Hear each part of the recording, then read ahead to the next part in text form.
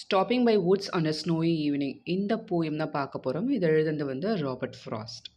First answer, whose woods these are I think I know, his house is in the village though, he will not see me stopping here to watch his woods fill up with the snow. இந்த இடத்துல Woods அப்படின்னு சொல்லக்கூடியது forest. So கட்டை, அந்த மரக்கட்டை அதெல்லாம் கிடையாது, forest. So ஒரு இடத்துக்கு அவர் ட்ராவல் பண்ணி போகிறாரு. அந்த இடம் பார்த்தீங்கன்னா காடாக இருக்கும். அதை தான் எங்கன்னு சொல்கிறாரு, இந்த வுட்டு வந்து, அதாவது இந்த காடு வந்து யாருதுன்னு எனக்கு தெரியும். ஆனால் இந்த காட்டுக்கு சொந்தக்காரர் வந்து இல்லை, அங்கேருந்து பக்கத்தில் இருக்க வில்லேஜில் தான் வந்து இருக்கார். நான் இங்கே நிறுத்துறது வந்து அவர் பார்க்க மாட்டார். ஸோ அவருடைய வுட்ஸ் எல்லாமே அந்த ஃபாரஸ்ட் எல்லாமே எப்படி இருக்காமா, ஃபுல்லாக வந்து ஸ்னோவாக வந்து கவர் ஆகிருக்கு. நான் இந்த ஸ்னோவால் கவரான இந்த ஃபாரஸ்ட் நான் பார்க்குறது அவர் பார்க்க முடியாது, ஏன்னா அவர் வில்லேஜ் வந்து எங்கேயோ இருக்குது அப்படின்றாரு. Next, my little horse must think it queer to stop without a farmhouse near between the woods and frozen lake the darkest evening of the year. So அவர் எதில் போகிறாருன்னு பார்த்தீங்கன்னா குதிரையில் போகிறாரு. ஸோ அந்த குதிரையில் போகும்போது அவருடைய லிட்டில் ஹார்ஸ் வந்து நினைக்கிற க்யூர்ன்றது வந்து ஸ்ட்ரேஞ்சாக ஏன் இந்த இடத்துல வந்து இவர் நிறுத்திருக்காரு அப்படின்னு சொல்லிட்டு ஸ்ட்ரேஞ்சாக நினைக்குது. ஏன் ஃபார்ம் ஹவுஸ் கிட்ட வந்து நிறுத்தாமல் இங்கே இந்த நடுக்காட்டில் வந்து நிற்கிறாரே அப்படின்ட்டு யோசிக்குது. அதுவும் எந்த இடத்துல நிறுத்துக்கிறாருன்னா பிட்வீன் த வுட்ஸ், காட்டுக்கும் ஃப்ரோசன் லேக், அங்கெல்லாம் வந்து நல்லா பனி பெஞ்சிச்சுன்னா அந்த ஏரிலாம் வந்து பார்த்தீங்கன்னா வந்து நல்லா ஃப்ரோசன் ஆகிடும், பனியாக ஆகிடும். ஓகே, அந்த ஃப்ரோசன் லேக்குக்கும் வுட்டுக்கும் நடுவில் வந்து நிற்கிறாரே. அதுவும் இல்லாமல் அந்த சமயம் அவங்க வந்து ட்ராவல் பண்ணி போன சமயம் வந்து பார்த்தீங்கன்னா இந்த வருஷத்துலேயே வந்து ரொம்ப ரொம்ப டார்க்கஸ்ட் ஈவினிங், அதாவது டக்குன்னு இருட்டக்கூடிய நாளாக வந்து இருக்குது. இந்த நேரம் பார்த்து இங்கே நிறுத்திருக்கிறாரு இங்கே அப்படின்ட்டு அந்த குதிரை யோசிக்குதாம்மா.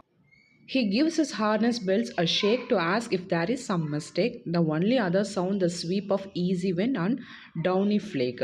அதாவது அந்த குதிரை வந்து அதுக்கு அந்த கடிவாளம் கட்டுற இடத்துல வந்து பார்த்தீங்கன்னா அந்த மணி இருக்கும். உடனே அந்த குதிரை வந்து ஏதாவது பிரச்சனையா அப்படின்ட்டு அதை வந்து அதை ஷேக் பண்ணி வந்து அது கேட்குற மாதிரி இருக்காமா.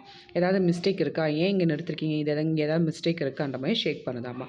ஆனால் அந்த சமயத்தில் ரொம்ப சைலண்ட்டாக இருக்குது. அவங்க கேட்கக்கூடிய சவுண்ட் என்னன்னு பார்த்தீங்கன்னா இந்த காற்றுல அந்த இலை விழும் பார்த்தீங்கன்னா சருகுலாம் விழும் பார்த்தீங்கன்னா அது மாதிரி அந்த காற்றும் அதே அந்த டவுனி ஃப்ளேக்குன்றது இந்த இடத்துல பார்த்தீங்கன்னா அந்த ஏதோ ஒரு சிறு சருகுகள்லாம் வந்து நமக்கு அப்படியே விழற மாதிரி இருக்குது பார்த்தீங்கன்னா அந்த சவுண்டு தான் வந்து நமக்கு கேட்குது. ஃப்ளேக்குன்றது ஸ்மால் பீஸ் ஆஃப் சம்திங் கொடுத்துருக்காங்க பாருங்கள்.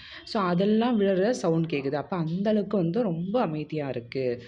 த woods are lovely dark and deep. அந்த வுட்ஸ் எப்படி இருக்குது, அதாவது அந்த காடு எப்படி இருக்குது, ரொம்ப அழகாகவும் இருக்குது. அதே மாதிரி இருட்டிகிட்டே இருக்கிறதால ரொம்ப டார்க்காக இருக்குது. டீப்புன்றது எங்கே பார்த்தாலுமே நிறைய மரம் செடின்னு சொல்லிட்டு அப்படியே அடர்ந்த காடாக இருக்குது. But I have a promise to keep.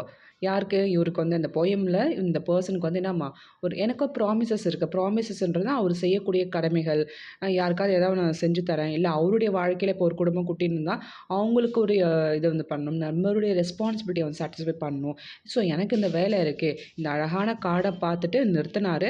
So எல்லாத்தையும் பார்த்துட்டு இருக்காரு. ஆனால் இந்த இடத்துல இருக்கணும்னு ஆசை, ஆனால் இருந்தாலும் என்ன பண்ண முடியல, எனக்கு அடுத்தடுத்து என்னுடைய கமிட்மெண்ட்ஸ் இருக்குது, நான் போய் ஆகணும் அப்படின்ட்டு இதில் மென்ஷன் பண்ணுறாங்க. ஸோ அதுதான் the woods are lovely dark and deep but I have a promises to keep. நான் வந்து என்னுடைய கடமைகள்லாம் செய்யணும், என்னால் இங்கே இருக்க முடியாது. அதுக்கப்புறம் தான் சொல்கிறாங்க, and miles to go before I sleep and miles to go before I sleep. என்னது, நான் தூங்குறதுக்கு முன்னாடி நிறைய இடங்கள் போகணும் கிடையாது. அதாவது இந்த இடத்துல வந்து நம்ம இப்படி மீன் பண்ணலாம். ஸோ நம்மளுடைய கடமைகள் வந்து இன்னும் நிறையா இருக்குது. நம்ம வந்து மனுஷனாக பிறந்தா இறக்கவும் செய்வோம். ஸோ நான் இறக்கிறதுக்குள்ளே எனக்கு இன்னும் நிறைய கடமைகள் இருக்குது, நிறைய வேலைகள் இருக்குது. அது எல்லாமே நான் வந்து செஞ்சாகணும், நான் போய் ஆகணும் அப்படின்றதான் இங்கே மீன் பண்ணுறாங்க. ஸோ அப்போ 2 தடவை மென்ஷன் பண்ணுங்கள், and miles to go before I sleep and miles to go before I sleep.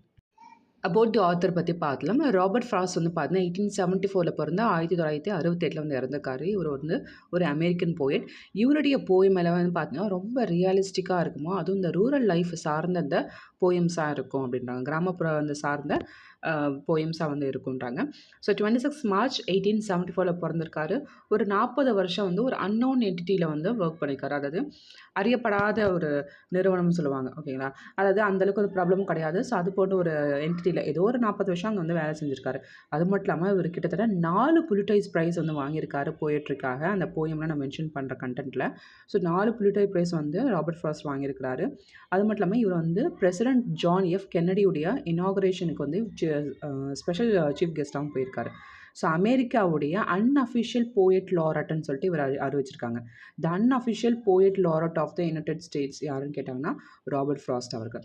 So ஒரு சில போயம் இங்கே கொடுத்துருக்காங்க, என்னென்னு பாருங்கள். The road not taken, west running Brook, mending wall, after apple picking. இதெல்லாமே வந்து அவருடைய ஃபேமஸ் ஒர்க்கு. இதுலேருந்து இது யார் எழுதுனாங்க அப்படின்னு கூட கேட்க வாய்ப்பு இருக்குது. அதெல்லாம் அதை பார்த்துக்கோங்க.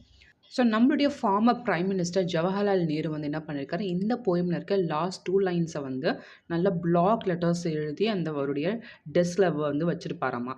ஸோ அதை பார்த்துட்டு அவருக்கு இன்னும் நிறைய ரெஸ்பான்சிபிலிட்டிஸ் இருக்குது அப்படின்றத அதை ஞாபகம் வச்சுப்பார். அந்த லாஸ்ட் 2 லைன்ஸ் என்னன்னு பார்த்தோம். And miles to go before I sleep and miles to go before I sleep. அப்போ இந்த 2 வரி, அதாவது இந்த வரியை என்ன மென்ஷன் பண்ணால், இன்னும் எனக்கு நிறைய கடமைகள் இருக்குது, என்ன ரெஸ்பான்சிபிலிட்டிஸ் இருக்குது, அதை நான் முடிச்சாகணும் அப்படின்ட்டு ஒரு சொல்கிற விஷயமா வந்து இந்த 2 வரியும் வந்து இருக்குது.